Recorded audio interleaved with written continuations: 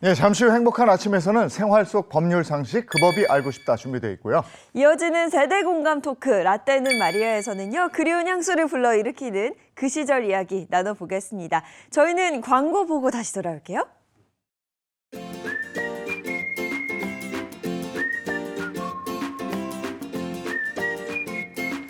안녕하십니까. 행복한 아침 이재용입니다. 안녕하세요. 정예인입니다. 새로운 한 주가 시작됐습니다. 이번 주는 또 5월의 마지막 주라서 그 의미가 더 있습니다. 네. 오늘은 5월 27일 월요일이고요. 여러분 평소에 법에 대한 궁금증이 있으면 누구에게 물어봅니까? 그죠? 변호사한테 물어보죠. 그렇죠. 변호사한테 궁금하면 누구한테 물어봅니까? 저희한테 물어보십시오. 오늘 변호사에 대해서 알아보겠습니다. 그 법이 알고 싶다 해서요. 네, 그리고 지금으로부터 27년 전 외환 위기 극복을 위한 금모으기 운동 아마 많은 분들 기억하실 겁니다. 그렇다면 그때 모인 그 많은 금들은 대체 어디로 간 걸까요? 대한민국 역사를 흔든 금 관련 이야기들 잠시 후 라떼는 마리아 통해서 나눠보도록 하겠습니다. 자, 월요일에 행복한 아침 본격적으로 시작합니다.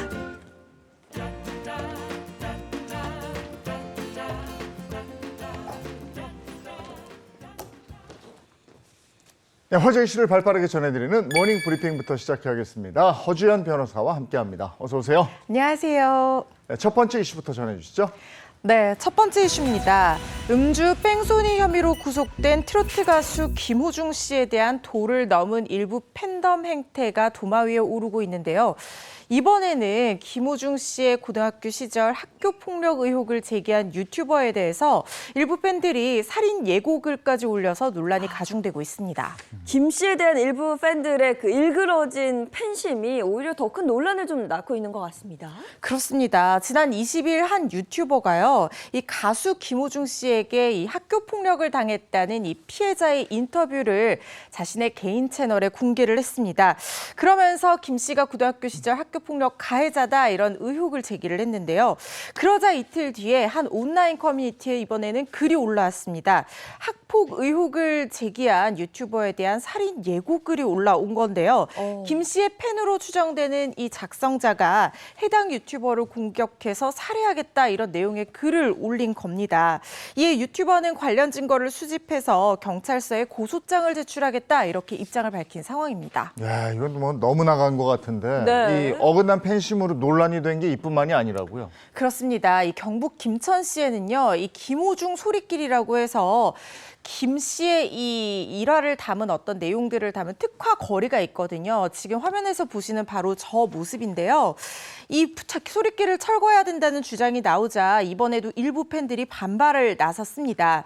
이미 2억 원이라는 막대한 예산을 투입해서 단장한 길까지 없앨 필요는 없다. 절대 철거해서는 안 된다. 이런 항의성 전화가 빗발치고 있다고 하는데요. 김천시는 김 씨의 수사 결과를 지켜본 뒤에 해당 길을 철거할지 여부를 결정하겠다는 입장인데요. 한편 이번 사건으로 연예인을 무조건 편드는 일그러진 팬심이 과연 올바른 팬문화인가를 두고 갑론을박이 벌어지고 있습니다. 네, 그런가 하면 또 다른 논란의 주인공이죠. 반려견 훈련사인 강형욱 씨. 오랜 침묵을 깨고 갑질 논란에 대한 해명을 했습니다. 네, 그동안 묵묵부답이어서 많은 사람들이 입장에 대해서 궁금해했는데요. 지난 24일 강형욱 씨가 갑질 논란이 불거진 지 일주일 만에 자신의 개인 채널에 긴 영상을 올려서 해명에 나섰습니다. CCTV를 설치하고 메신저 내용을 살펴본 것은 맞지만 폭로글의 주장처럼 직원을 사찰하려는 의도는 아니었다 이렇게 밝혔는데요. 인격 모독 논란에 대해서도 해명을 했습니다. 자신은 평소에 이 벌레 같은 표현을 사용하지도 않고 보호자에게도 욕을 하지 않는다 이렇게 입장을 밝혔는데요. 그렇지만 강 씨의 해명에 대해서 이 피해를 주장한 이 전 직원이 어떤 상황에서 어떻게 폭언을 들었는지 지금도 생생하게 기억을 하고 있다라고 하면서 재방박에 나서서 진실 공방이 이어지게 될 것으로 보입니다. 다만 입장을 밝히라는 목소리가 빗발치던 예전과는 달리 이 강 씨를 옹호하는 의견도 많아지면서 여론이 양분하는 그런 모습을 띠고 있는데요. 한편 강 씨가 억측과 비방이 이렇게 이어지는 경우에는 법적 조치를 취하겠다 이렇게 예고를 한 만큼 향후 이 사건은 법적 공방으로 구조로 이어질 가능성도 있어 보입니다. 네. 어쨌든 뭐가 진실인지는 네. 꼭 밝혀지더라고요. 그렇죠. 네. 다음 이슈 전해주시죠. 네, 자식 교육을 위해서 3번 이사를 했다는 이른바 맹모 삼천지교에 대해서 다들 알고 계실 겁니다. 흔히 부모의 뜨거운 교육열을 나타낸다라고 하면 이 말을 빼놓을 수가 없죠. 그런데 최근에요, 이 자녀를 의대로 보내기 위해서 지방으로 이사를 감행하는 이른바 신맹모 삼천지교 사례가 늘고 있다는 소식입니다. 뭐 학군이나 학원가를 따라서 수도권으로 이사하는 제 주변에도 종종 봤는데 제가 방금 잘못 들은 게 아닌가 했어요. 비수도권으로 이사를 간다? 이게 어떻게 된 일일까요? 예전에는 서울 유학, 수도권 유학 이랬는데요. 그렇죠. 네. 이제는 지방 유학이라는 신조어까지 등장한 것으로 보입니다. 이런 현상의 배경에는 의대 입학 정원 증원 문제가 있었는데요. 얼마 전 2025학년도 의과대학 정원 증원이 확정이 됐죠. 그러면서 대학들이 지역 인재 전형을 크게 늘리면서 소위 지방 유학이 입시의 새로운 경향으로 자리 잡는다는 예측입니다. 실제로 비수도권 학원가에는 일찌감치 의대 진학에 관해 묻는 문의가 쏟아지고 있다고 하는데요. 수강생 증가에 대비해서 강사를 모집하고 의대반을 늘리는 등 이 지방 학원들도 때 아닌 특수를 누리고 있다는 소식입니다. 아무래도 의대 입시에 유리한 점이 있는 모양이죠. 그렇습니다. 교육계에 따르면 2025학년도 40개 의과대학에서 기존보다 1,509명 늘어난 4,567명 선발한다고 밝혔는데요. 증원과 함께 정부가 비수도권 의대 같은 경우에는 지역 인재 전형을 60% 이상으로 선발하도록 권고를 한 겁니다. 따라서 앞으로는 비수도권에서 의대에 가는 것이 조금 더 쉬워지지 않을까 이런 기대감이 늘고 있는 상황인데요. 그런 기대감에 따라서 자연스럽게 이 학부모들의 시선도 지역으로 쏠리고 있고요. 실제로 구체적인 지방 이사 문의도 늘고 있다고 합니다. 실제로 그 상위권에 속해 있는 그 수험생들도 지역 의대로 좀 눈길을 돌리고 있다 그래요? 네, 사실 의대는 상위권 중에서도 정말 최상위권 학생들이 많이 지원을 하잖아요. 네. 그러다 보니까 상위권이라고 하더라도 예전에는 의대 진학까지는 좀 생각지 않았던 그런 수험생들도 지역 인재 전형 확대로 이제 의대에 한번 도전해볼 법하다 이런 분위기가 만들어지고 있다고 합니다. 의대와 같은 최상위권 대학에 자녀를 보내기 위해서 사교육 중심지인 서울 강남구 대치동으로 이사해야 한다는 인식이 지방 유학도 괜찮다 이렇게 뒤바뀌고 있다는 건데요. 심지어 중학생 같은 경우에도 과학고나 영재고 대신에 일반고의 의대 지역 인재 전형을 노리고 진학하는 경우가 많다고 하는데요. 하지만 일각에서는 이로 인해서 의대 집중 현상이 더 심각해지는 것이 아니냐 이런 우려도 나오고 있는 상황입니다. 지역 균형 발전에 대한 얘기 우리 굉장히 많이 했잖아요. 네. 이게 의대 입시로 해결되나요? 씁쓸하기도 하고, 에이, 앞으로 좀 더 지켜봐야죠, 이거는. 네. 예. 다음 이슈 전해주시죠. 네, 지난달 초 한국을 떠나 중국으로 간 자이언트 판다 푸바오가 현지에서 열악한 대우를 받고 있다 이런 의혹이 제기가 됐습니다. 최근 공개된 푸바오 모습에 따르면 목 부분에 눌린 자국도 있고요. 탈모로 보이는 증상까지 보이면서 의혹이 더해지고 있습니다. 네, 뭐 푸공주 하면서 정말 뭐 전 국민적인 정말 대단한 사랑을 받았는데 그런 푸바오에게 푸대접 논란? 이거 어떻게 된 일일까요? 최근 중국 SNS에요. 푸바오로 보이는 판다를 굉장히 가까이서 촬영한 영상이 올라왔습니다. 사진도 올라왔는데요. 지저분한 시멘트 바닥과 먹이 조각이 굉장히 눈에 띄는 그런 모습이었습니다. 이에 중국 누리꾼들이 푸바오에게 넓은 정원을 제공한다더니 시멘트 바닥이 웬 말이냐 이렇게 불만을 토로했더니 판다 보호 연구센터 측에서 논란을 잠재우기 위해서 푸바오의 근황 영상 공개를 했는데요.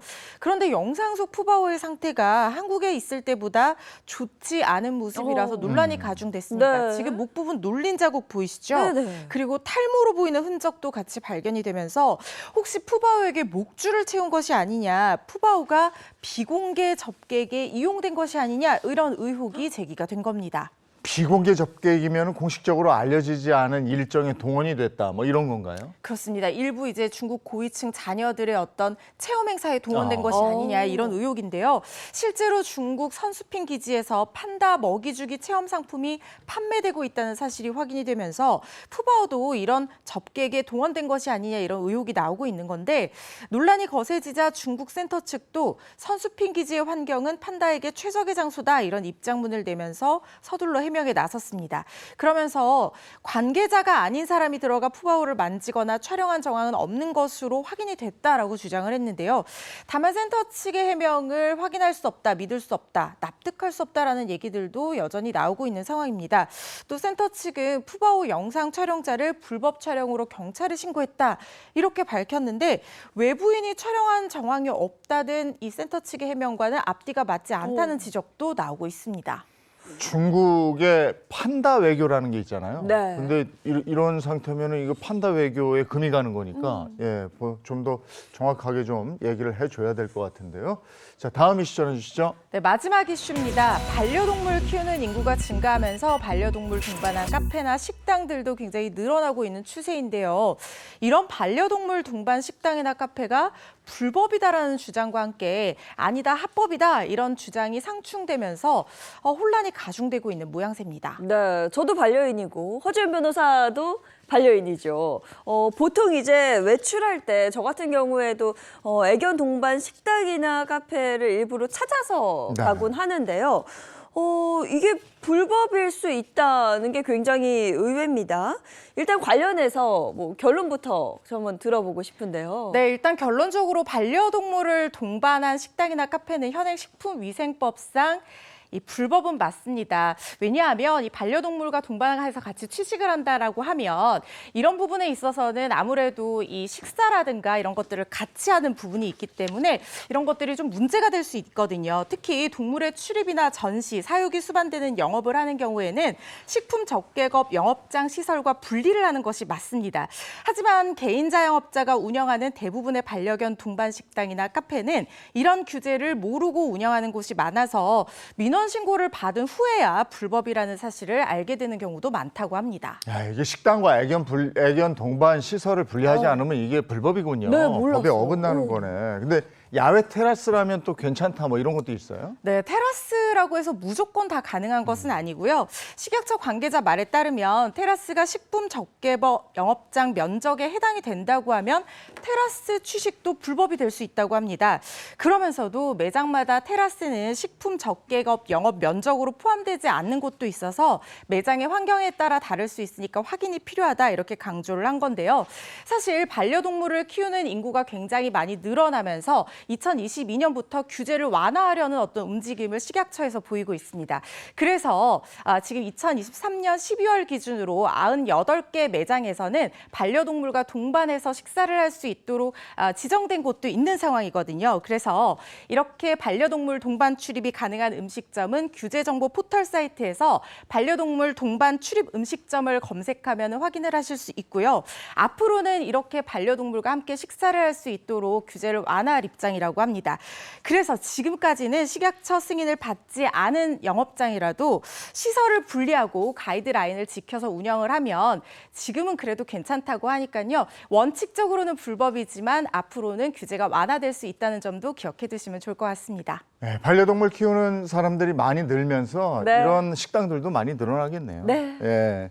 자, 오늘 모닝 브리핑 여기까지 하겠습니다. 허주연 변호사와 함께했습니다. 고맙습니다. 고맙습니다.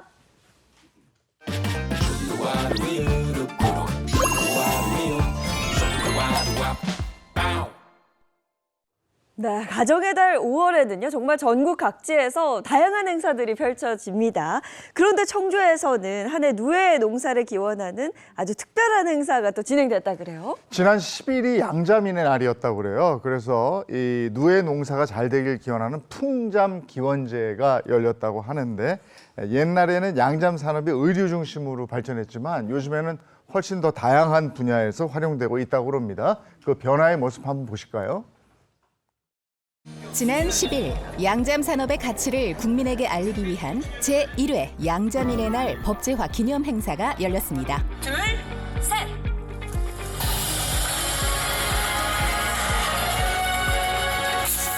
민족 전통 산업인 양잠 산업을 개성 발전시키고 국가 경제 발전에 기여해온 양자민의 노고를 보상을 하고 양잠 농가들의 사기를 ang양하여 양잠 산업을 발전시키고자 하는데 그 의미가 있습니다. 양잠 산업의 전통의 가치와 양잠 산물의 건강기능식품의 기능성 의류, 산업용 소재, 다양한 가치를 널리 알리는 우리 양잠 산업을 지속적으로 발전시키고자 하는데 그 취지가 있습니다. 식약처에서 기능성을 인정받은 양잠 산물의 다양한 진화. 농촌진흥청 자료에 의하면은 72.9%가 단백질이에요. 그런데 두 번째가 뭐냐면 지방산이에요. 불포화 지방산인 오메가3도 있고 뭐 항산화 작용도 있고 아주 다양하게. 그래서 이걸 가지고 우리가 일반적으로 이야기하는 게 천잠이라고 이야기해요. 하늘에서 내려준 벌레예요. 이날은 고려시대 왕실에서 지낸 선잠제에 유래한 제례 행사인 풍잠기원제도 진행됐는데요. 올 한 해 누에농사 풍년을 기원하면서 인류 옷감과 식품을 위해 못다 피운 채 생을 마감한 누에의 숭고한 희생을 기리는 의미가 있습니다. 1960년대부터 1980년대까지 우리나라 섬유 산업으로서 경제 발전에 중추적인 역할을 하였으며 누에 꽃이 농사의 풍작을 통하여 삶의 안정을 찾는 데 의미가 있었습니다. 오래도록 의생활을 이뤄준 누에를 보며 감사한 마음을 또 배우네요. 여기는 제가 한 4년 전부터 참석을 했는데 첫 해에 오고 나서 보니까 아주 상당히 참 멋있는 것도 보이고 또 전통 산업을 살리는데 많은 홍보도 될 것 같고 그래서 계속적으로 오게 됐습니다. 행사장 한켠에 마련된 체험 부스존. 특히 아이들의 발길을 사로잡는 곳이 있었으니 바로 형형색색 컬러풀한 누에 체험관입니다. 정말 신기하게 생겼죠? 이외에도 다양한 기능성 양잠 제품들이 전시됐습니다. 21세기 신산업으로 주목받는 양잠 산업. 입는 양잠에서 벗어나 먹는 양잠으로 발전 중인데요. 양잠 산물 대중화를 위한 심포지엄도 진행됐습니다. 양잠 관련된 최신 연구 동향하고요. 그다음에 우수 사례, 혁신 사례 등의 주제 발표 등이 있습니다. 누에 관련해서는요. 지금까지 가장 큰 성과가 실크 단백질하고 그다음에 누에 분말의 기능성을 밝혀서 건강기능식품 원료로 지금 등록이 돼 있고요. 누에 분말 같은 경우에는 혈당 조절하는 기능이 우리 연구진에 의해서 밝혀졌고 그다음에 기능성 원료로 등록이 돼 있습니다. 그게 가장 큰 성과고요. 일단 전통 산업이라는 가치도 있고요. 기능성 쪽에 저희들이 육성을 해서 고부가 가치를 높일 수 있는 그런 방향으로 저희들이 육성을 하고자 합니다. 실제 건강 기능성 양잠 산물을 통해 고소득을 얻었다는 한 농가를 찾아갔는데요. 마침 뽕나무 채취가 한창이었습니다. 건강한 뽕나무를 키우는 것이 누에 사육의 시작이라는데요. 누에는 뽕잎밖에 안 먹어요. 다른 거는 일체 안 먹습니다. 건강한 뽕잎은 유기질로 화학 비료보다는 유기질로 키운 뽕나무가 건강합니다. 해보면요. 하루에 수시로 뽕잎을 줘야 하는데 40만 마리가 무려 1톤을 먹는다고 합니다. 뽕잎을 먹고 자란 누에 유충은 19일에서 25일 정도가 되면 오령 누에로 폭풍 성장하는데요. 먹이를 줄 때도 반드시 신경 써야 할 게 있다고 합니다. 누에가 먹이가 거의 먹으면 또 주고 이렇게 하는 게 좋아요. 한꺼번에 많이 주는 것보다는. 누에가 여기에 지금 한 동에 여기 60평인데 누에가 한 40만 마리 되고요. 하루 먹는 양은 하루에 약 1톤 정도 먹습니다. 누에 유충은 약 10,000배가량 성장하기 때문에 자리 넓히기를 해줘야 건강하게 자랄 수 있는데요. 여기 요 위에 뽕잎을 주면은 밑에 누에가 위로 다 올라오거든요. 누에가 올라오면 누에를 이제 자리 옮긴다 하지, 자리 옮기면서 밑에 얘들이 먹고 남은 찌꺼기, 뭐 뽕잎이라든가 이 잔분이라는 거 똥을 보고 잔분이라는데 잔분 같은 거 이제 청소해주죠, 청소. 얘들도 깨끗하면 좋아하잖아요. 어차피 뽕잎이 건강해야 돼요, 뽕잎이. 일단 뽕잎이 건강해야 되고 한 10시 이후에 자외선이 강할 때 하면은 이 뽕잎 자체가 소독되니까 제일 좋지요. 자리를 넓혀줘야 누에가 먹이도 마음껏 먹으면서 스트레스 없이 성장할 수 있습니다. 이게 이제 품종이 골든 실크 누에라고 이제 품종이 좋은 성분이 많아서 치매 파킨슨 쪽으로 개발된 품종입니다. 뽕잎을 먹고 몸에 단백질을 만든 누에는 실을 뽑아내기 전까지 사육하는데요. 그 세척을 해가지고 또 100도에서 2시간 찝니다. 쪄가지고 냉동 보관했다가 이제 냉동 건조기로 건조를 해가지고 이제 소비자 여러분들 그냥 팔기도 하고.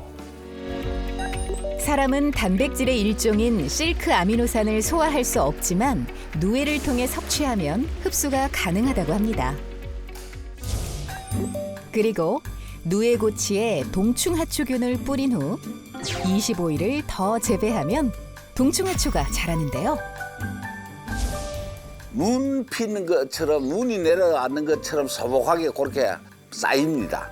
그래서 눈꽃동충하초라고 이름을 첨단 그린바이오 산업의 미래 영역으로 확대해 나가는 양잠 산업.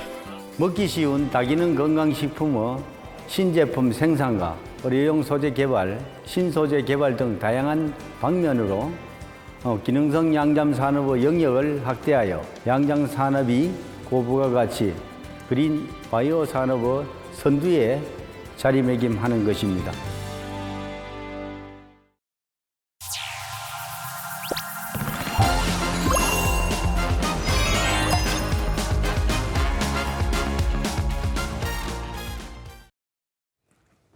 네, 이번에 자동차 관련 얘기 나누겠습니다. 방송인 박수림 씨 그리고 자동차 저널리스트 김성래 씨 어서 오세요. 반갑습니다. 반갑습니다.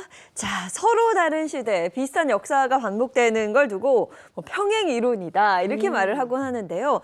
자동차계에도 평행 이론이 일어나고 있다고 그래요. 이게 어떻게 된 일일까요?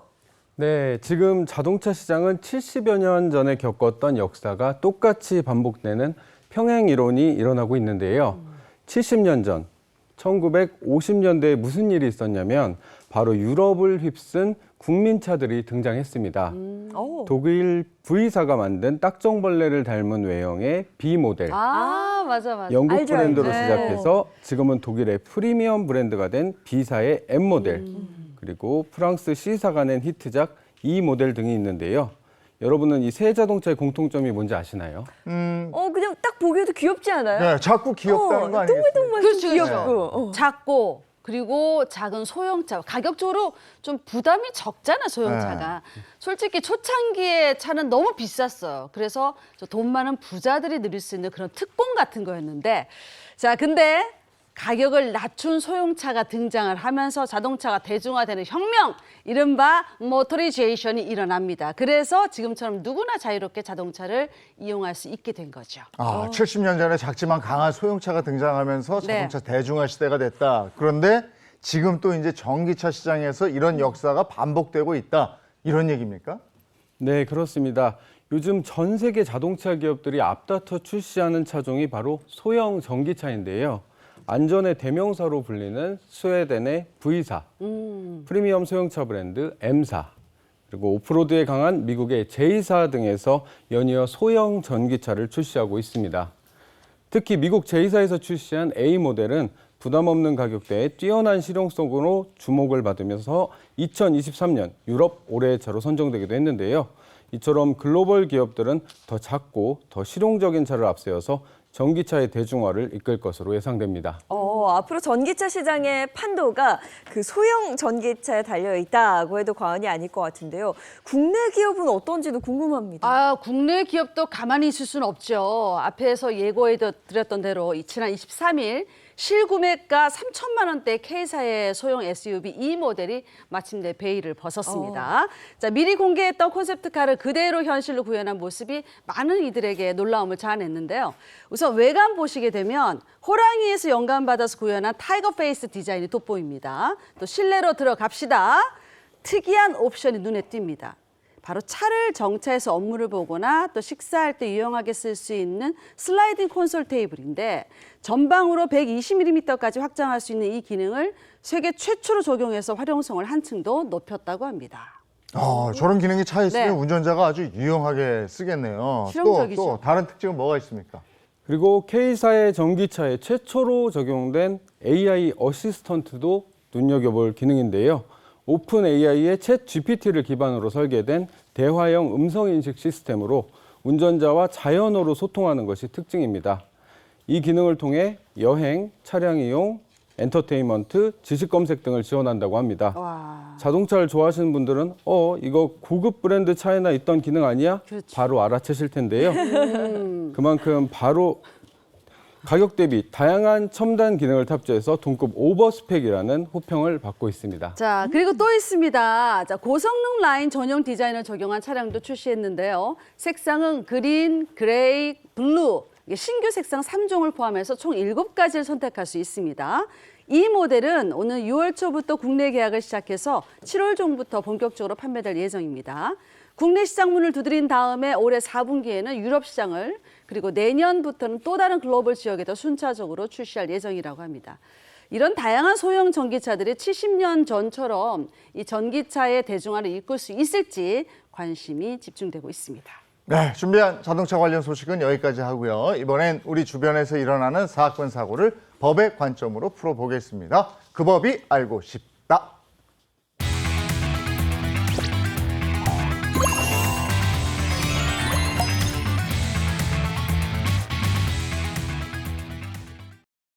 네, 지금 시각이 7시 56분을 지났고요. 월요일에 고민 해결사를 소개해드려야죠. 이호선 상담심리 전문가 모셨습니다. 어서 오세요. 안녕하세요. 반갑습니다. 네, 반갑습니다. 그리고 법률 해결사입니다. 강성신 변호사, 허준 변호사 함께합니다. 반갑습니다. 네, 반갑습니다. 오늘 어떻게 보면 저 두 분 얘기를 좀 하는데 주인공입니다. 네, 오늘. 변호사가 네. 우리나라에 등장한 게 1905년이라고 그래요. 그러니까 지금으로부터 120년 전에 오. 변호사라는 직업이 우리나라에 등장하게 됩니다. 네, 아, 맞습니다. 이게 1905년이면 우리나라 사실 일사늑약이 있었던 해거든요. 야, 변호사가 있었으면 우리가 그렇게 힘들지 않았을 겁니다. 네, 근데 이 맞아. 두 분하고 함께 있으면서도 사실은 변호사라는 직업이 어떤 건지 저희가 사실 전혀 몰랐던 것 같아요. 네, 그래서 오늘은요. 그 법이 알고 싶다 대신 특집 그 변호사가 알고 싶다를 준비해봤습니다. 괜찮네. 변호사와 관련된 다양한 궁금증들 오늘 속 시원하게 한번 해결을 해볼까 하는데요. 자, 그 전에 먼저 두 변호사님. 양심에 따라 숨기거나 보태지 아니하고 사실 그대로를 말할 것을 맹세하십니까? 아, 진짜 맹세. 생방송. 맹세하시는 거죠? 맹세하겠습니다. 7시 57분에 생방송 중에 맹세했습니다. 그럼 진짜 다 물어봐도 되는 거죠? 네. 먼저 이거- 강성신 변호사님. 예. 가수 박해일 씨 닮았다 생각하십니까? 박해일 씨요? 저 배우 박해일 씨. 예, 그러면 어떻게 더 잘생겼다 생각합니까? 덜 생겼다 생각하십니까? 괜히 선서에 양심에 비추어 덜 생겼다고 생각합니다. 그 연봉이 어떻게 되십니까? 연봉이요? 괜히 선서했습니다. 왜 그러냐면 이거 잘못 얘기하면 위증죄가 예. 저도 행복하신 시청자분들 위해서라면 네. 위증하지 않고 양심에 따라서 오늘 솔직하게 뭐 다 털어서 보여드리겠습니다. 네. 자, 그러면 질문에 답변을 한번 해보는 Q&A 시간을 가지면서 오, 좋아요. 자세히 좀 알아보도록 하겠습니다. 첫 번째 질문부터 보여주세요.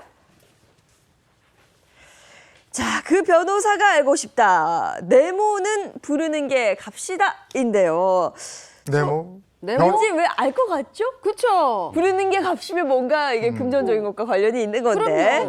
그럼요. 이거 정답 제가 바로 한번 공개해 보겠습니다. 네. 정답은요. 변호사 선임료는 부르는 게 값이다. 진짜? 입니다. 오. 사실 저도 이런 말 들어봤거든요. 변호사 선임료는 부르는 게 값이라더라. 또 너무 비쌀 것 같아서 연락해보기도 무섭다. 맞아요. 이런 분들도 계시더라고요. 대략적인 비용이라도 알려주세요. 얼마나 되겠어요? 얼마입니까? 오늘같이 이렇게 뜨거운 분위기가 있거든요. 저한테 찾아오시는 정말 모든 의뢰인들이 다 공통적으로 궁금해하시는 게 상담 한참 하고 나면 그래서 얼마? 그렇죠. 얼마나 비용이 얼마가 흥정해야 드느냐일 텐데 네. 이걸 뭐 일률적으로 딱 획일화돼서 설명을 해드릴 수는 없어요. 왜냐하면 변호사 선임료라는 그 서비스가 네. 그러니까 뭐 권장 소비자 가격이 있는 서비스는 아니지 맞아요, 않습니까? 맞아요. 그래서 획일화될 수는 없는데 그래도 우리가 좀 구분을 해야 될 수는 있어요. 그 민사 소송일 경우 그리고 형사 소송일 경우 구분을 크게 해볼 수가 있거든요. 네. 그러니까 민사 소송일 경우에는 일단 소가 우리가 소송으로 얼마를 구하는지에 대해서 변호사 선임료가 달라질 수가 있고 네. 그리고 당연하겠지만 그 소송의 난이도가 변호사 선임료에 영향을 미칠 수가 있습니다. 그렇겠네. 굉장히 복잡하고 막 원심 오래 1심에서 걸리고. 막 엄청 치열하게 다퉜었고 네. 증거가 복잡하고 이런 일은 당연히 아주 간단한 차용증 하나만으로 해결될 일에 비해서는 선임료가 올라갈 수가 있겠죠. 그렇겠죠. 그리고 형사 사건에서도 내가 단순한 어떤 피해자인지 아니면 굉장히 복잡한 사건의 뭐 피고인인데 나는 무죄를 주장한다라든지 이런 부분에 따라서 또 선임료가 달라질 수가 있어요. 그래서 얼마냐? 그래서 얼마냐? 글쎄요, 뭐 저의 기준으로 말씀을 드리면 일단은 이런 거 얘기해도 됩니까? 대신 못 네. 왜죠? 두루뭉술하게 제가 네. 알기로는 업계에서 그래도 한 300만 원부터 좀 이렇게 시작을 하는 것으로 알고 있고 그리고 이제 상한선은 뭐 없습니다. 없어요. 네. 그렇죠. 이걸 뭐 정확히 사건의 난이도에 따라서 상한선을 좀 정하기는 어려운 것 같아요. 아니 그러니까 이게 우리가 이해하기 쉽게 얘기하면 시가다. 시가다. 하긴 했다. 하루에처럼. 회센터인 줄 알았어요. 예, 시가. 네. 그럼 선임료 말고도 뭐 착수금, 성공 보수 이런 것도 내야 된다고 그렇게 알고 있거든요.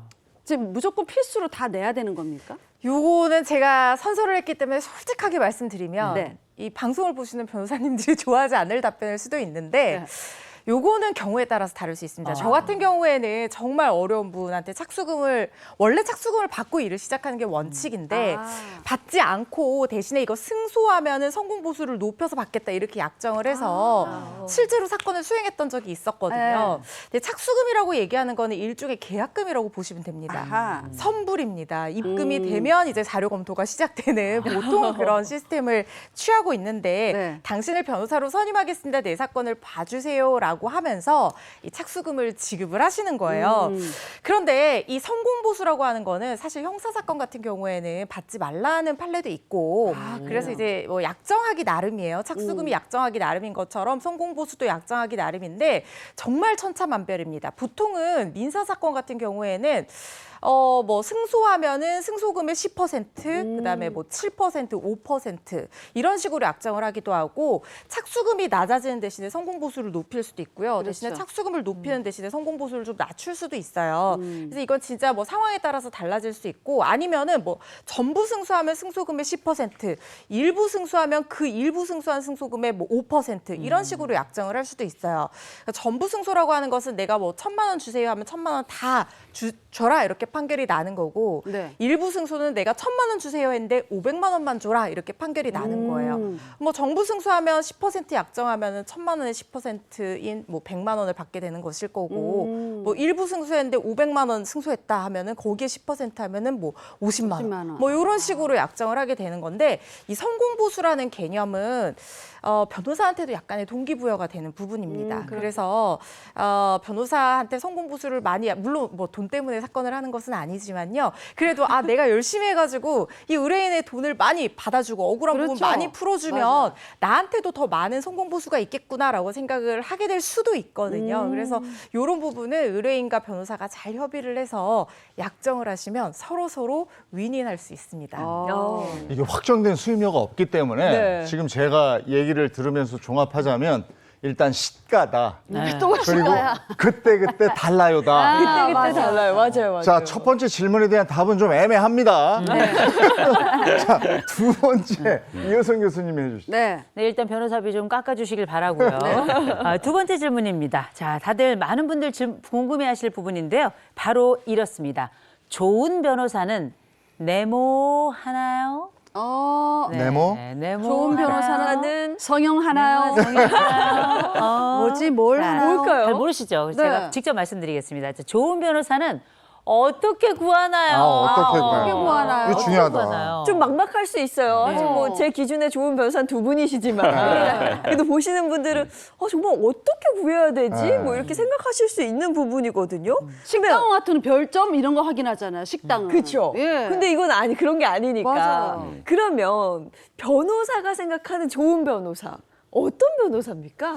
일단은 이것도 뭐 다 주관적 판단이겠지만 그냥 제 생각에는 그런 것 같아요.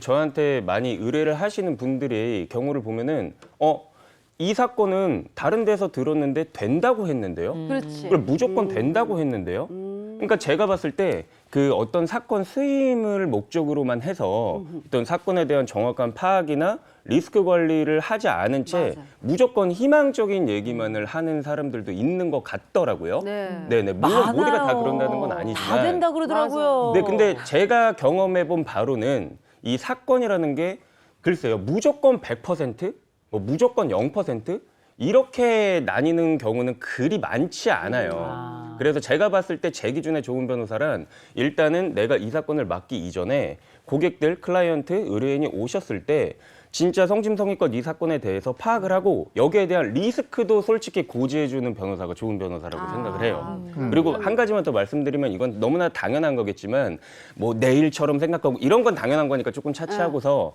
제 사건에 경험이 많은 변호사를 선택하시는 게 무엇보다도 중요한 것 같아요. 그럼 이걸 어떻게 체크를 하냐 찾아가셔서 실제로 수행했었던 사례를 보여달라고 하죠. 네네. 그래서 내가 이러이러한 사건들을 한 변호사입니다라는 거를 좀 확인해 보시고 네, 선임하셨으면 좋겠습니다. 이력. 괜찮네. 예. 그러니까 의뢰인 입장에서는 이제 무조건 네. 다 됩니다. 의사 그런 솔깃하죠. 분보다는 오히려 그런 듣고 싶은 대답만 해주는 분보다는 확실하게 쭉 그동안 뭐 했는지 파악해서 네. 요게 쉽지 않다. 맞아. 알겠습니다. 이제 세 번째 질문 갈까요? 네, 세 번째 질문은요. 변호사에게 상담하기 전 알아야 될 그런 꿀팁입니다. 변호사를 만나기 전에도 자, 문제 나갑니다. 땡땡땡 있다? 과연 네모 안에 들어갈 말은 무엇일까요? 변호사를 만나기 전에도 세 글자입니다. 만나기 전. 요것이 있다? 만나기 전에. 뭐 알고 가야 될 게 있나? 뭐 지식이 있어야 되나? 그것도 아닐 거고. 예약제도? 예약제? 변호사 만나기 가기 전에 빵집 가서 빵 사가잖아. 이거 막연하니까 한번 보자. 막연해요. 자, 정답은요. 변호사를 만나기 전에도 준비물이 있다? 뭘 준비해? 무슨 준비물? 변호사 그러니까. 사무실에 그냥 가면 되는 거 아니에요? 그러니까. 뭐 필요한가요? 뭐 챙겨가야 돼요? 그러니까 필요합니다. 준비물이 있대요. 필요한 게 있습니다. 예. 여러분들 변호사 상담 받으실 때 돈 내고 상담 받으시잖아요. 시간 내서 돈까지 지불하면서 가는데 그 상담 시간은 사실 시간당 비용이거든요. 그러니까 그 시간을 정말 잘 활용을 하셔야 돼요. 그래서 그냥 맨몸으로 그냥 가도 좋지만 혹시 그렇게 갔다가 상대방 욕만 하고 친구한테 얘기하는 정도로 그냥 얘기만 하다가 변호사도 사실관계 듣다 보면 시간이 다 지나가고 그러네. 이렇게 끝나는 경우가 있어요. 그래서 양쪽 다 준비를 하고 갈 수 있도록 미리 챙겨야 하는 것들이 있습니다. 어허. 일단 사실관계를 파악하는 것은 변호사도 몰라요. 의뢰인이 얘기를 해주셔야 돼요. 맞아요. 그래서 시간 순서대로 그 사실관계를 좀 정리를 해가시면 좋아요. 가능하시다면 문서로 해서 미리 상담 전에 변호사의 이메일로 보내두시면 더 좋습니다. 그래서 저는 꼭 그렇게 상담을 진행하거든요. 네. 사실관계를 미리 파악하고 들어가면 이런 법리적인 내용과 전략까지 설명을 할 수가 있는데 이게 안 된다고 하면 결국에는 사실관계 파악만 하다가 상담 시간이 끝날 수가 있어요. 맞아. 두 번째로는 내가 이 소송을 통해서 목표가 뭔가, 얻고자 하는 것이 무엇인가 이거를 확실하게 생각을 하고 가셔야 돼요. 정말 뭐 돈만 받아내는 게 목표인지 아니면은 금전적인 부분은 내가 좀 손해를 보더라도 이 상대방을 처벌해주고 혼내는 게 목표인지 아니면은 적절하게 합의를 하는 선에서 끝내도 괜찮은 건지 이런 것들을 대략적으로 마음의 준비를 좀 해서 정하고 가시는 게 좋고요. 그리고 마지막으로 정말 중요한 건데 의뢰인 입장에서는 증거와 자료를 꼭 준비를 해가셔야 돼요. 결국에는 아무리 내가 소송에서 사실관계 주장한다고 해도 증거로 입증을 해야 되거든요. 우리 드라마에서 보면 변호사가 현장에 나가서 탐정처럼 현장 맞아. 조사도 하고 막 증거 수집도 하고 탐문 수사도 하고 막 그렇지 그러는데 않죠? 못합니다. 사건이 너무 많아요. 그래서 맞아. 그렇게 하기는 정말 예외적인 경우가 아니면 힘들고 그래서 누구보다 사건을 제일 잘하는 건 사실 의뢰인이거든요. 그래서 나처럼 변호사가 이 사건에 대해서 잘 파악하고 증거를 확인할 수 있도록 미리 증거를 좀 잘 정리를 해서 가시면 그 상담 시간이 굉장히 그렇죠. 꽉 차여지게 돌아갈 수 있을 것 같다는 생각이 듭니다. 네. 뭔가 억울하고 답답한 게 있으니까 이제 변호사를 찾아가는 건데 상담 시간이 비용입니다. 그렇죠. 그럴 때 방금 말씀해 주신 것들 잘 준비하고 정리해서 가는 게 중요하다는 이야기입니다. 자, 그럼 이번에는 분위기를 조금 더 가볍게 바꿔서요. 네. 변호사에 대한 오해와 진실 한번 알아보도록 하겠습니다. 질문에 대해서 OX 답을 이제 주시면 되는 건데 첫 번째 질문 바로 나갑니다.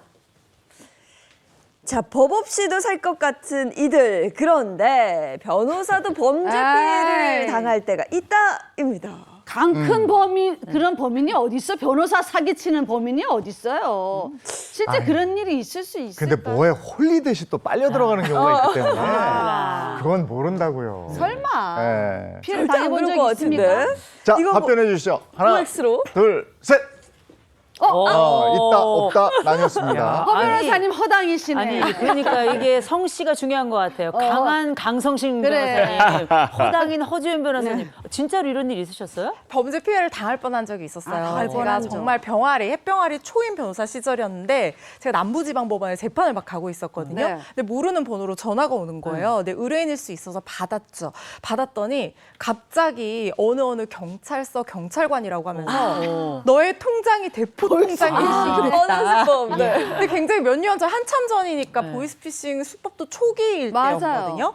그런데 제 이름, 제가 쓰는 은행, 정보를 너무 많이 알고 알아. 있는 거예요. 그래서 제가 겁이 덜컥 나는 거예요. 그러면서 너의 통장이 대포 통장으로 이용된 것 같은데 너 지금 참고인 신분이지만 가담했을 수 있기 때문에 피의자로 전환될 수 있으니까 지금 좀 조용한 곳에 가서 통화를 하자는 거예요. 어머나, 갑자기 그래서 영어까지 써가면서. 어머, 제가 변호사인데 제가 무슨 그런 데를 가담하겠냐며 저 너무 억울합니다. 이렇게 얘기하더라고요.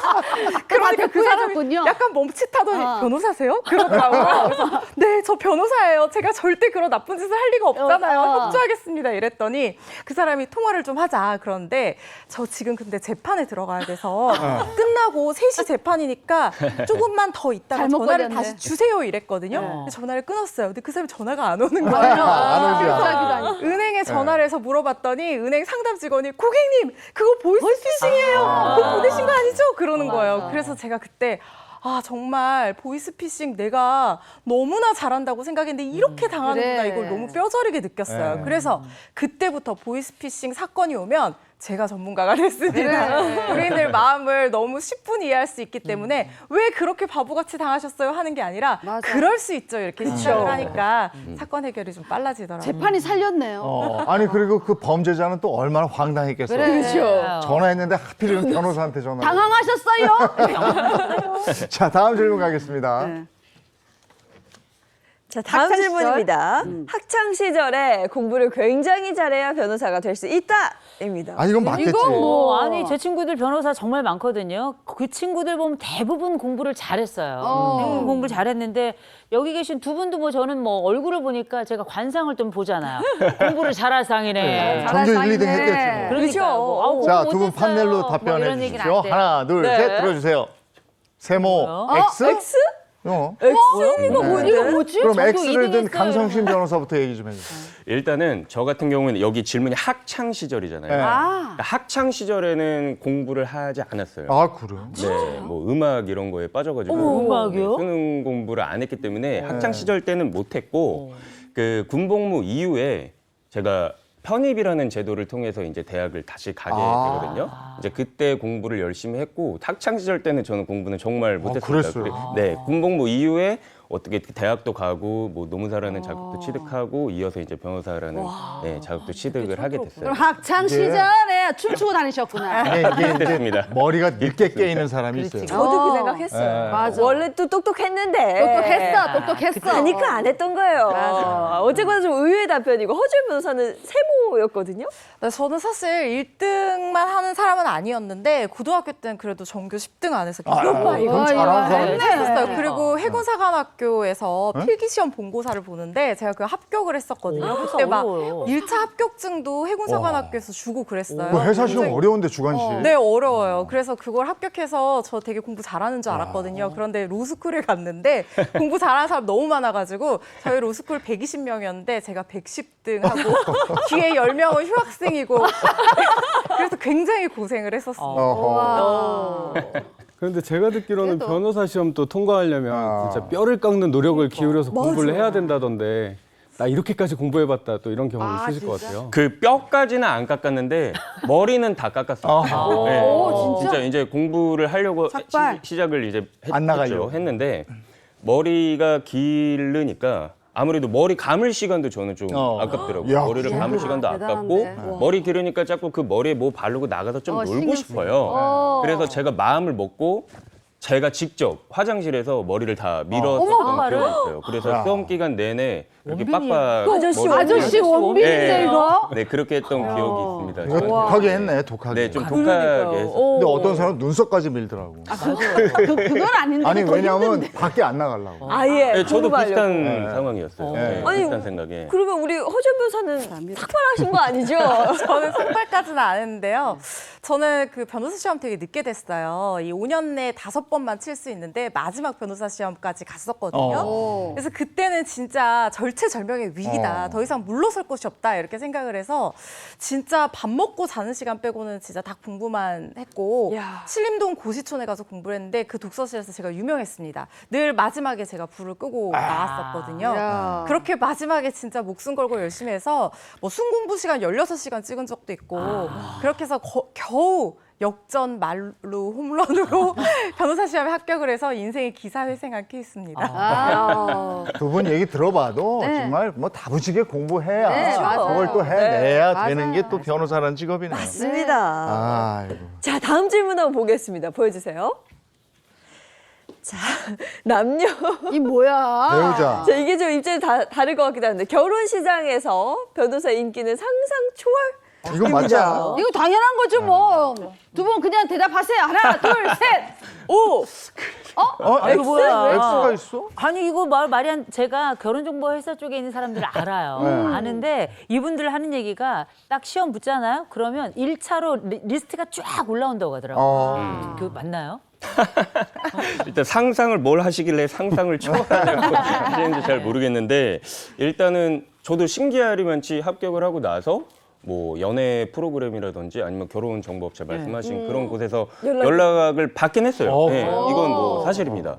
근데 이제 제가 변호사 시험 합격 후에 해외에서 근무를 했었거든요. 그래서 해외에서 근무하는 기간 동안은 또 이제 계속 결혼 못하고 이제 총각 생활을 유지를 하다가 아 이제 40이 다 되도록 프로그램을 보는데 결혼을 못할 것 같아가지고 일단 국내로 귀국을 해서 말씀하신 그 결혼정보업체 통해가지고 결혼을 했어요. 성공을 했습니다. 네. 근데 그게 뭐 변호사여서였는지 아니었는지는 저도 잘 모르겠어요. 이점이 있어요. 아무래도 이점이 있는 거죠. 이건 그냥 강성신 변호사의 겸손한 답변이었다. 뭐 그런 생각이 좀 들고요.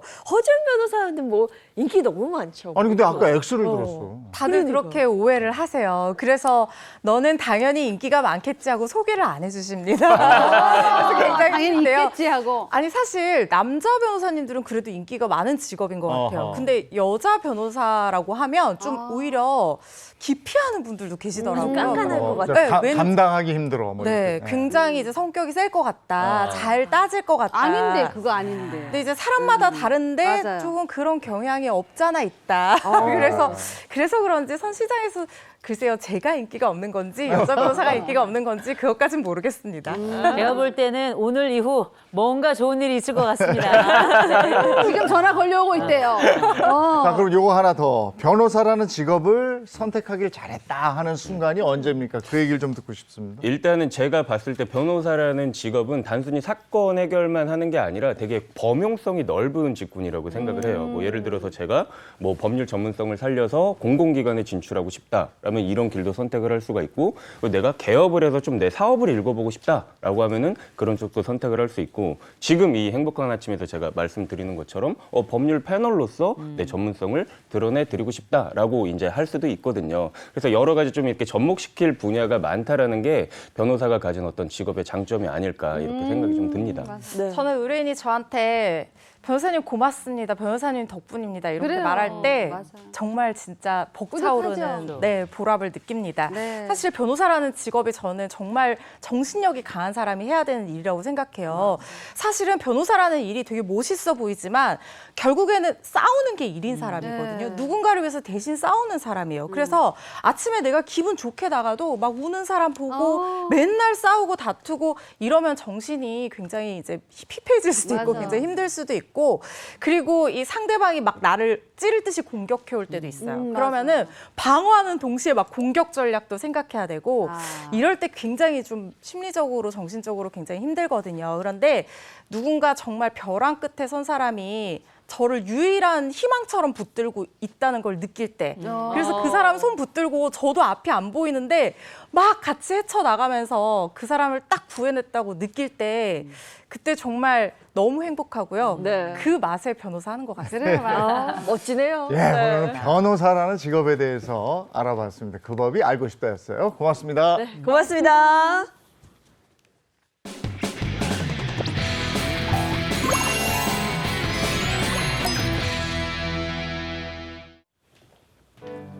라떼는 말이야. 이번 주제는요. 그때 사둘 걸 대한민국을 흔든 금의 역사 이야기입니다. 대한민국 국가부도까지 남은 시간은 일주일입니다.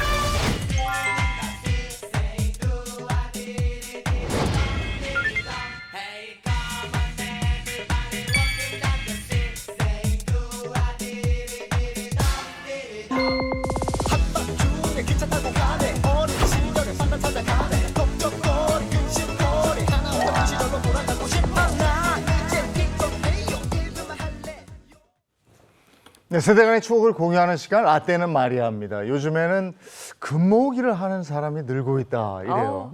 아유, 왜 그러겠어요. 금값 올랐잖아요. 그래서 많이들 모으시는 것 같더라고요. 뭐 연일 금값이 사상 최고치를 맞아요. 경신하고 있습니다. 지금 한 돈에 40만 원을 훌쩍 넘었는데 앞으로 금값이 계속 오를 것 같다라면서 금을 파는 사람들보다 금을 모으는 사람들이 늘고 있다 이런 얘기죠. 네. 뭐 지금이야 우리가 자산으로서 금을 모으지만 옛날엔 우리가 다 금 모아서 나라에 냈습니다. 그렇죠. 아시죠? 네. 알죠? 왜 모르겠어요. 저도 그 현장, 금 모으기 현장에 촬영도 나갔었는데 진짜 뭐 자식들 그 뭐 돌반지 뭐 그 금송아지 어르신들이 이렇게 물려둔 장롱 속에 넣어뒀던 그런 맞아요. 금송아지 들고 오고 다들 진짜 십시일반이 돼서 다들 금을 들고 오셨었어요. 아, 대단했죠. 네. 아, 사실 제가 딱 91년생. 제 또래 그러니까 90년대생들이 그 돌반지가 없습니다. 왜냐면 그때 이제 다 팔았잖아요. 그때 다 이제 내놓고 그럴 수 있어요. 어떻게 보면 국가를 위해서 그렇죠. 많은 분들 기억하실 텐데 IMF 외환 위기 때 금 모으기 운동 정말 많은 국민들이 자발적으로 금을 냈습니다. 맞아요. 1997년입니다. 경제부총리가 충격적인 특별 기자회견을 하게 됩니다. 네. 나라의 빚이 총 1,500억 달러가 넘는데 우리가 가진 외환은 40억 달러도 안 됩니다. 진짜 외환위기. 그래서 국제통화기금 IMF에 자금 지원을 요청했다. 이렇게 발표를 한 겁니다. 달러가 없어서 나라가 부도가 날 수 있다. 국민들은 큰 충격을 받고 어떻게든 이 나라 빚을 갚고자 전국적인 규모로 금 모으기 총력전을 펼치게 잘한 것 됩니다. 같아, 우리나라. 맞아요. 이게 해외 토픽에 나옵니다. 맞아요. 이게 뭐 전 국민들이 다 일어났고요. 그때 당시에 방송국도 함께 합세를 해서 특별 생방송이 막 벌어졌는데 네. 그때 1998년도에 나라 살립시다. 금을 모읍시다 해가지고 특별 생방송이 일어났고요. 그러면서 이 캠페인, 금 모으기 캠페인에 전 국민이 다들 동참하게 되는데 이때 감동 사례들 정말 우리가 옛날 이산가족 만나듯 대단했습니다. 운동선수들 자기 금메달 내놨고요. 거기다가 그래, 맞아. 고 김수환 추기경은 맞아요. 왜 취임 때 받았던 그 금 십자가를 내놓으셨고요. 거기다 금단추, 금리할 거 없이 집안에 있는 거 다 털어가지고 한꺼번에 내면서 온 국민들이 다 줄을 서서 기다릴 정도였으니까요. 근데 그 금모으기 운동은 절대 공짜로 이루어진 게 아닙니다. 물론 보상을 바라지 않고 많은 분들이 헌납하긴 했었지만 대부분 정부가 실제 금값보다 약간 더 얹어서 금을 헌납한 사람의 통장에 돈을 입금시켜줬대요. 그 당시 시가가 금 시세가 약 한 4만 원 정도 한 돈에 그 시점에 따라 차이가 좀 있겠지만 한 돈에 4, 5만 원 정도를 다 통장에 돈을 입금시켜줬던 거죠. 금 한 돈에 네. 4만 원이던 맞아요. 시절이 지금 10배가 오른 있었고요. 거예요. 지금 40만 원이 넘는데 아무튼 당시 국민들의 그 노력으로 인해서 짧은 시간에 정말 엄청난 양의 금이 모였습니다. 맞아요. 예. 그때 98년 1월부터 4개월 동안 금을 모았는데 얼마나 모았는지 아십니까? 어느 정도예요? 227톤에 달했다고 그럽니다. 227 톤이면? 금 227톤. 네, 이전에는 금 보유량이 10여 톤이었던 걸 감안하면 무려 20배가 넘는 금이 모인 거고요. 당시에 네 가구당 한 가구꼴로 평균 17톤씩 금을 내놓게 된 겁니다. 심지어 오늘날 한국은행의 금 보유량도 100톤을 살짝 넘는다고 그러니까 당시 227톤이라는 숫자, 정말 어마어마한 거였죠. 자, 여기서 우리 한번 박수 한번 칩시다. 우리 국민들 대단하다. 정말 대단한 것 같아요. 저 엄청난 숫자에 저도 한몫했다는 거 요거 좀 알아주셨으면 좋겠습니다. 많이들 그러셨잖아요. 그렇죠? 예, 그런데 대단. 궁금한데 그 많은 금들 다 어디 갔나요? IMF 그럼 잠깐 어디 갔지? 나 어디 있어? 금 어디 있어? 그 많은 어딨어? 금들 우리가 이제 평화의 댐 성금 내고서 댐은 어떻게 됐나 싶고 우리가 금 모으고 나서 금은 어떻게 됐나 싶잖아요. 맞아요. 그때 잠깐 말씀드릴 텐데 정말 어처구니 없는 일이 이제 뒷이야기로 전해집니다. 지금 말씀드릴 텐데 네. 그때 우리가 정부가 금을 모았던 이유가 판매를 위한 게 아니라 당시에 IMF 구제금융 사태가 나면서 국가 신용도가 완전히 바닥으로 치달았단 맞아요. 말이에요. 그렇다 보니까 한국은행의 이 금 보유고를 늘려서 국가 신용도를 올려주고 그다음에 최종적으로는 외환 보유고를 늘리자. 기본적으로 이런 취지로 시작을 한 거였는데 근데 막상 한국은행에서 뚜껑을 딱 열어봤더니 금이 얼마 남았냐? 227톤 중에 3톤 남았습니다. 3톤. 뭐야, 말도 안 이거. 돼. 아니 다 어디로 간 거예요? 나머지 어디 갔어 진짜? 이게 어떻게 된 거냐? 그때 네. 당시 금을 이제 기업들이 외국에다가 싹 다 수출을 해버린 거예요. 왜냐하면 그때 당시에 IMF 구조 조정이 있었잖아요. 네네. 그러면서 그 기업들 간에도 칼바람이 불게 되는데 그랬더니 기업들이 금을 외국에 팔아서 자신의 실적, 곧 수출 실적을 이렇게 부풀리는 데 쓰게 된 겁니다. 그래서 차라리 그때 당시 금값이나 좋았으면 모르겠는데 그때 금값이 사실 요새 속된 말로 거의 똥값이었어요. 형편없었기 때문에 금값 시세가 폭락했죠. 제가 못 받았죠. 그때 수출로 총 22억 달러를 벌었다는 거예요. 근데 그때 당시 IMF가 한국에 지원하기로 한 돈이 얼마였는가?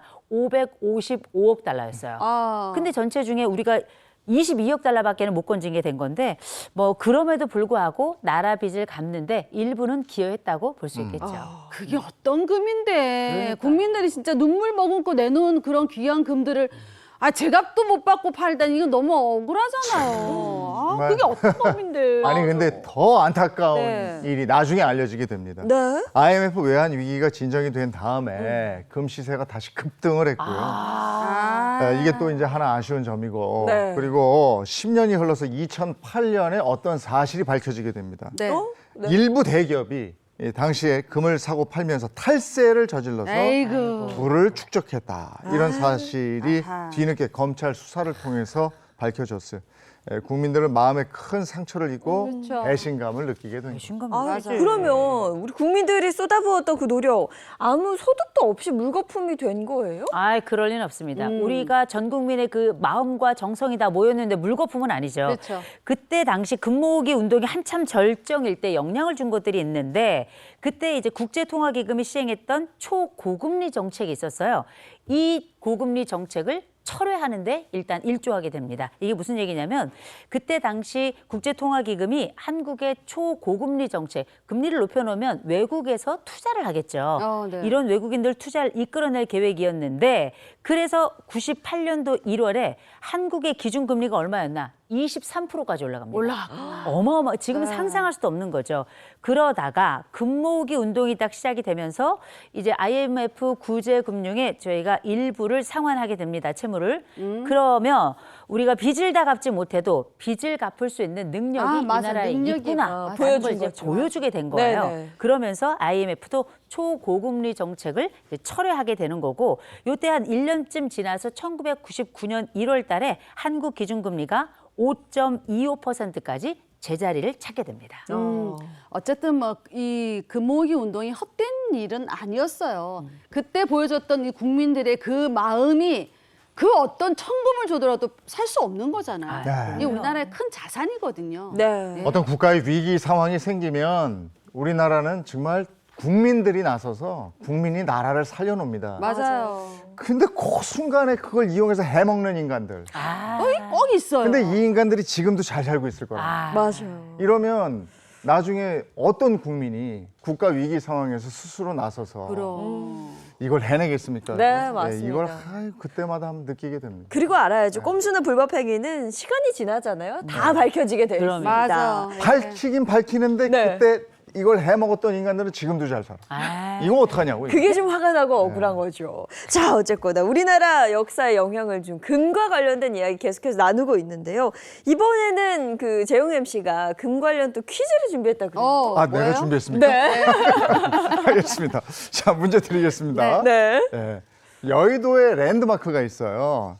네모에도 실제 금이 들어갔다. 여의도 랜드마크. 여의도 랜드마크면 땡에도 거기지. 실제 금이 그렇죠. 하나, 네. 둘, 셋. 63빌딩. 그렇습니다. 그 63빌딩에도 실제 금이 들어갔다. 금이?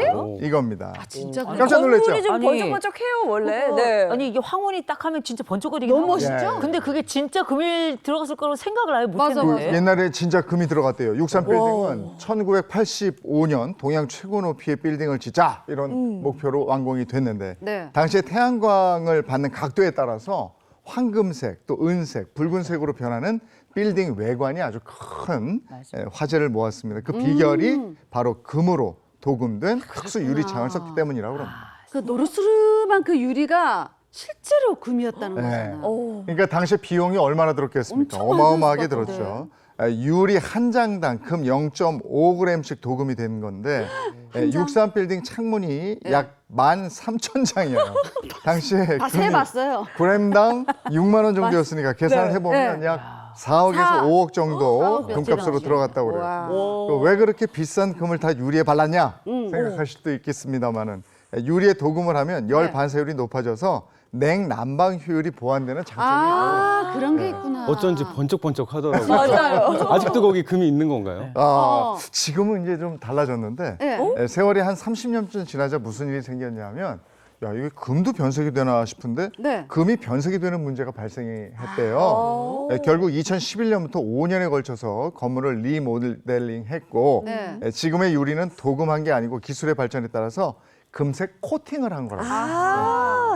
그러면 그 많던 금은 다 어디로 갔어요? 어디로? 네. 4억, 5억 된다고 5억 그러죠? 정도. 재활용을 할 버린 건 것이다. 뭐 이렇게 대부분 네. 예상을 했었는데 네. 관계자의 말에 따르면 금을 추출하는 비용이 더 많이 들고 공업용 금이라서 다른 곳에 쓸 데도 없어서 아하. 전부 폐기했다. 전부 폐기. 4억에서 5억이라 그랬는데 전부 폐기했다.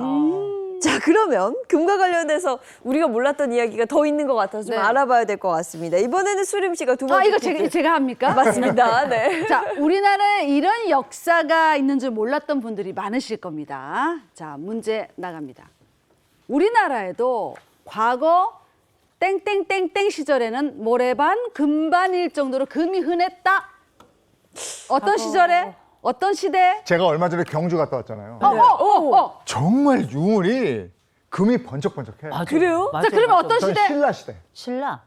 아니, 신라 시대가 그러니까 신라예요, 정확하게 신라. 그러니까 우리 과거 삼국 시대. 삼국시대. 삼국 시대에는 모래반, 금반일 정도로 금이 흔했다입니다. 우리나라가 삼국시대에는 금이 많았다고요. 그렇죠. 왜? 아까 그때는 금이 신라도 많았어요. 말씀하셨잖아. 기록에 따르면요. 그 당시 중국은 옥이 많았어요. 어. 근데 우리나라는 금을 가장 으뜸으로 삼았어요. 그래요. 그러니까 특히 고구려, 백제, 신라 아까 말씀하신 그 신라가 금이 가장 풍부했다고. 어쩐지 그래서- 번쩍번쩍 하더라고요. 그래서 신라를 그 전에 황금의 나라다. 맞아. 이렇게 불렀던 거죠. 그래서 우리가 가야나 신라, 아까 이재용 아나운서께서 말씀하신 것처럼 그 유물 같은 데 살펴보시면 정말 금이 많다라는 거 알고 계실 텐데 금관에 뭐 허리띠, 귀걸이 뭐 별의별 것들이 다 금인데 특별히 4세기 후반에 이 신라의 황금 유물이 고구려나 백제 유물을 완전히 압도하게 되고요. 중국하고 이때 비교를 해봐도 세계적으로 유례가 없을 정도로 이 황금으로 만들어진 유물이 어마어마하다고요.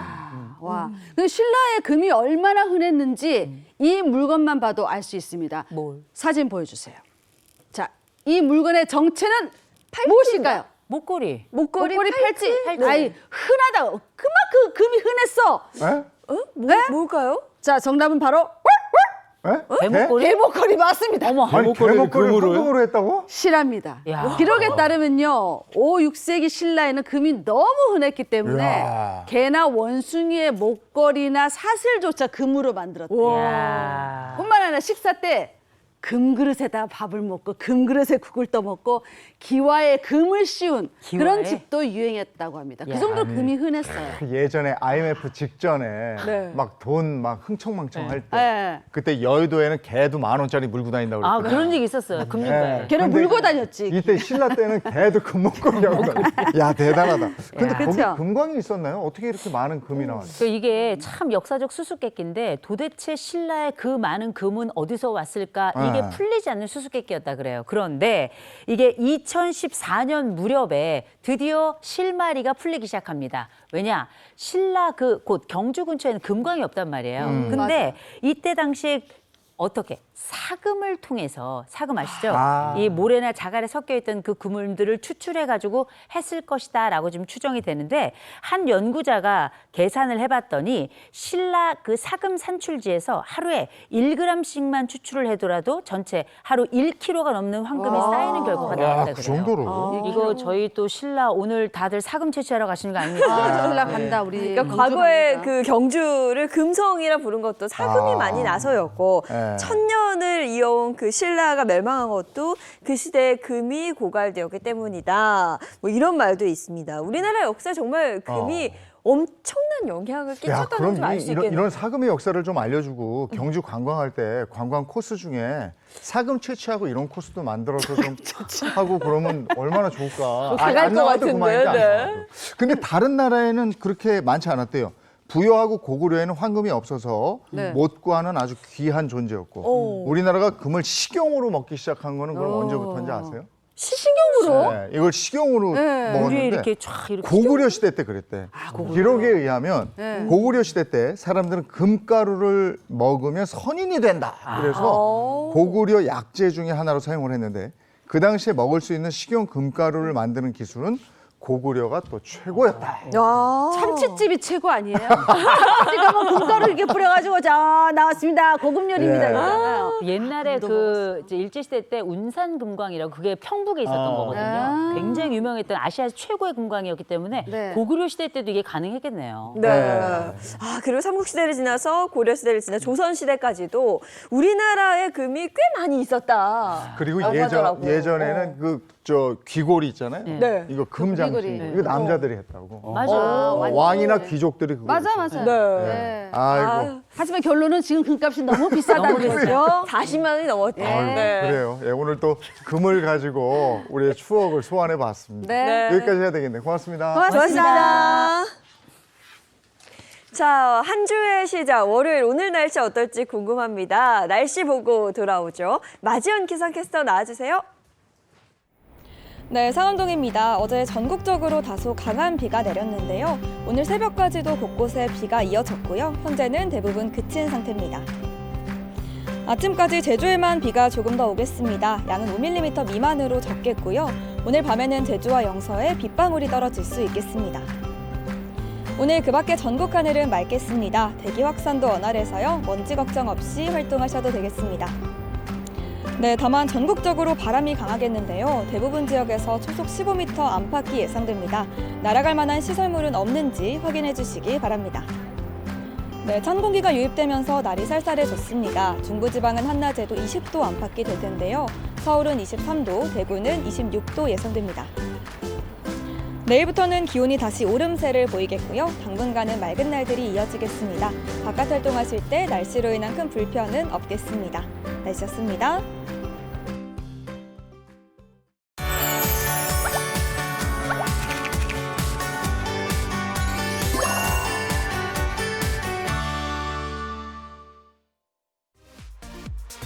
전국 대학생들의 순수 창작곡 경연회장 2024 한강대학가요제가 지난 25일 여의도 한강공원에서 그 화려한 막을 올렸습니다. 전국 264개 팀이 참가 신청한 이번 경연은 22대 1의 경쟁률을 뚫고 선발된 11팀의 본선 참가자들이 락, 인디, 발라드, 재즈 등 다양한 장르의 음악을 선보였는데요. 경연장을 찾아 참가자들의 무대를 관람한 오세훈 서울시장은 12년 만에 부활한 대학가요제를 더 많은 분들과 함께하는 축제로 만들어 나가보겠다며 이 청년들을 응원했습니다. 오늘 방송하러 올 때 보니까 너무 날이 쾌청하더라고요. 아, 네. 아무래도 비가 그치고 오늘 맑고 깨끗한 하늘 보실 수 있는 것 같은데요. 한 주의 시작 물론 뭐 바쁘고 정신 없습니다만 하늘 한번 올려다보는 여유 가지셨으면 좋겠습니다. 좋은 하루 보내시고요. 저희는 내일 아침 7시 30분에 돌아올게요. 행복한 아침, 행복한 하루 되십시오. 고맙습니다. 고맙습니다.